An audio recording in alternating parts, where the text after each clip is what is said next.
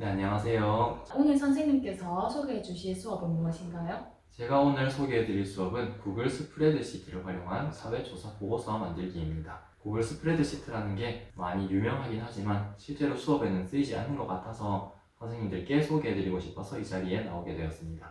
간단히 소개해 주시겠어요? 네, 간단하게 말해서 스프레드시트는 여러 사람이 온라인으로 동시에 작업할 수 있는 엑셀이라고 보시면 될 것 같습니다. 셀이 여러 개로 나누어져 있고 또한 탭을 여러 개로 복제할 수가 있어서 학생들의 작업 공간을 나누기 굉장히 편리하다는 장점이 있습니다.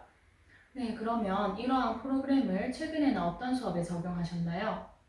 5학년 사회 시간에 자연재해 조사 보고서 만들기가 있습니다. 그래서 학생들로 하여금 조사할 자연재해를 정하고 이것의 의미, 발생하는 시기 등을 조사해서 입력하도록 하고 마지막으로 관련 사진을 넣음으로써 조사 보고서 학습지를 훨씬 생생하게 만들도록 하였습니다. 이게 종이 학습지에 조사 보고서가 작성이 되어 있지 않다 보니 이제 학생들이 발표를 하거나 돌려보기를 할 때는 혹시 어떻게 하는지 말씀해 주실 수 있나요? 이게 아무래도 컴퓨터를 활용하는 것이다 보니까 학생들마다 작업 시간이 차이가 꽤 있습니다. 그래서 다한 학생들 같은 경우에는 자유롭게 탭을 이동하면서 다른 학생들의 보고서를 감상하도록 하고요. 덜한 학생들 같은 경우에는 그 남는 시간에 자기의 보고서를 완성하도록 해서 발표 시간을 딱히 가지지 않아도 다른 학생들의 보고서를 둘러볼 수 있는 시간을 가질 수가 있습니다. 또 어떤 수업에 활용할 수 있을까요? 이렇게 조사 보고서 만들기 이외에도 국어 토론 수업을 할 때 유용하게 활용하고 있습니다. 찬성팀이 있고 반대팀이 있고 판정단이 있는데 판정단들로 하여금 여기에 점수를 대입함으로써 점수를 빠르게 계산해서 수업 시간을 훨씬 아낄 수 있다는 장점이 있습니다. 과정 평가나 동료 평가를 할 때 어떤 좋은 점이 있는지 한번 말씀해 주시겠어요? 이런 토론 수업에서 이게 동료 평가 근거 자료로 활용될 수도 있고요. 이렇게 댓글 기능을 활용할 수가 있습니다. 자기가 원하는 셀에 마우스 오른쪽 클릭을 하게 되면 댓글을 달 수가 있는데 이것들로 학생들이 자기가 만든 보고서에 대해서 여러 가지 의견을 달고 동료 평가로도 활용을 할 수가 있습니다. 학생들이 이 도구를 사용하면서 어려워한 부분 없었나요? 학생들이 타자 속도가 생각보다 느리다는 것이었습니다.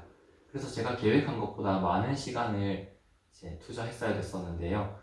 보고서를 만들고 남는 시간 동안 타자 연습을 하고 또한 여기서 발표 시간을 아낄 수 있기 때문에 이러한 부분은 충분히 극복할 수 있습니다.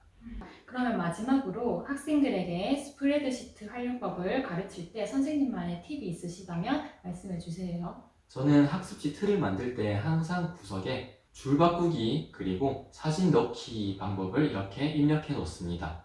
줄 바꾸기 버튼을 입력해야 하는 이유는요. 학생들이 줄을 바꾸기 위해서 엔터를 누르게 되면 그 밑에 셀로 이동을 하게 됩니다. 그런데 학생들이 원하는 거는 한 셀 안에 여러 개의 문장을 넣는 것이기 때문에 이렇게 알려주어야 합니다. 또한 추가적으로 저작권 교육 같은 거를 틈틈이 해줌으로써 사진이나 자료의 출처를 밝히도록 교육하고 있습니다. 네, 오늘 좋은 말씀 해주셔서 감사합니다. 네, 감사합니다.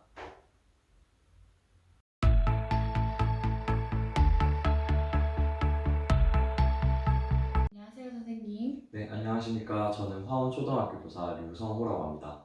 네, 반갑습니다. 선생님께서는 구글 아트 앤 컬처를 활용한 수업을 말씀해 주시기 위해서 이 자리에 오시게 되었는데요. 수업을 적용한 학급의 특성에 대해서 먼저 말씀해 주실 수 있나요? 네, 저는 이 프로그램을 6학년 학생들에게 적용했습니다. 그리고 저희 반 특색으로는 우선 학생들이 그 전에 소프트웨어 프로그램이라든지 인공지능 프로그램 또는 디지털 기기를 활용한 프로그램에 대한 수업을 몇 번 받은 적이 있어서 이런 프로그램들을 활용한 수업을 하는데 거부감이 없었습니다. 그리고 1인 1태블릿의 사용이 가능했습니다. 구글 아트 앤 컬처는 어떤 프로그램인가요? 네, 이 프로그램은 미술 활동을 할 때 유용한 프로그램입니다. 대표적인 기능으로는 우리가 알고 있는 유명한 명화를 본인만의 색깔로 칠할 수 있는 컬러링 기능, 그 다음에 본인이 찍은 사진을 다양한 화풍으로 변경할 수 있는 필터 기능, 그리고 미술 작품이라든지 미술관을 AR로 관람할 수 있는 관람 기능을 가지고 있습니다.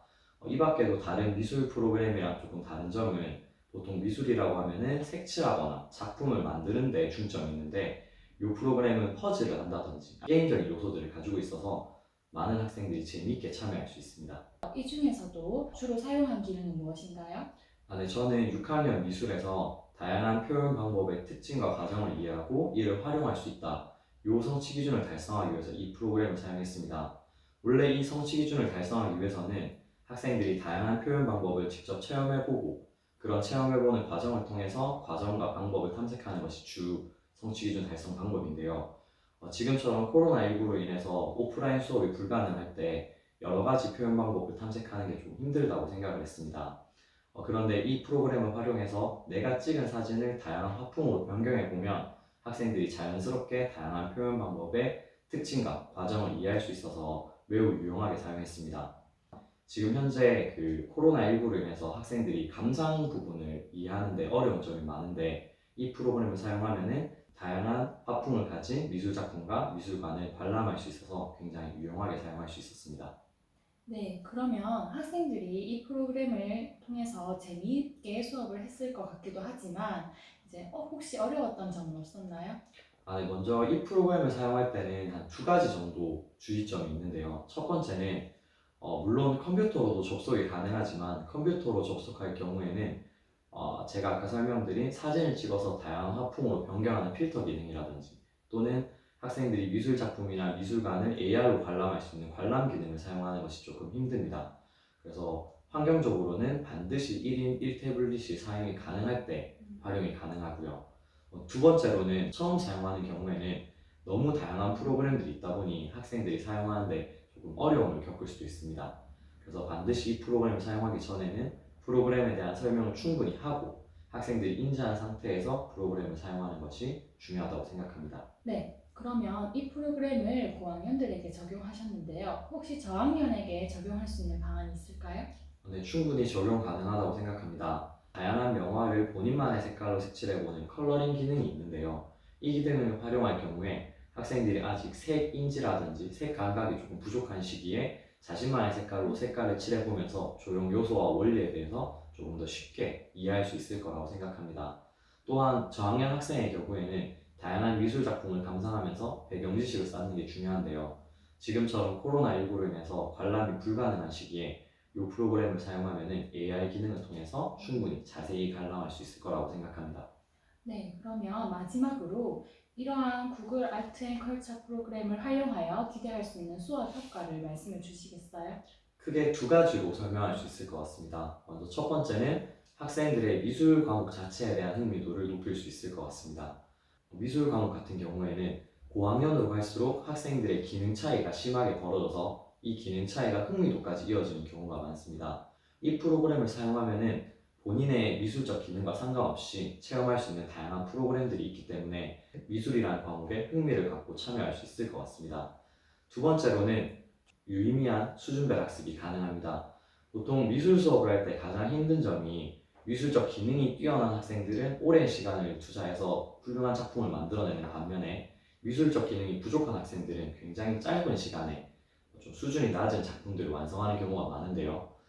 이런 학생들의 경우에 본인의 기술적인 능력이 떨어지는 부분도 있지만 배경 지식이 부족해서 그런 경우도 많다고 생각합니다. 그런데 이런 학생들에게 AI 기능을 통해서 미술 작품을 감상한다든지 또는 퍼즐이라든지 아니면 화풍을 감상하는 활동을 통해서 배경 지식을 쌓는다면 조금 더 훌륭한 작품을 만들 수 있는데 도움을 줄 것 같습니다. 또 반대로 기능이 훌륭한 학생들의 경우에는 좀 더 다양한 작품들, 예를 들어서 고흐나 고갱같이 좀 뛰어난 미술가들의 작품들을 감상해보는 활동을 통해서 좀 더 다양한 화풍으로 좀 더 좋은 작품을 만들 수 있는데 도움을 줄 수도 있을 것 같습니다. 네, 오늘 이렇게 유익한 말씀을 해주셔서 정말 감사드립니다.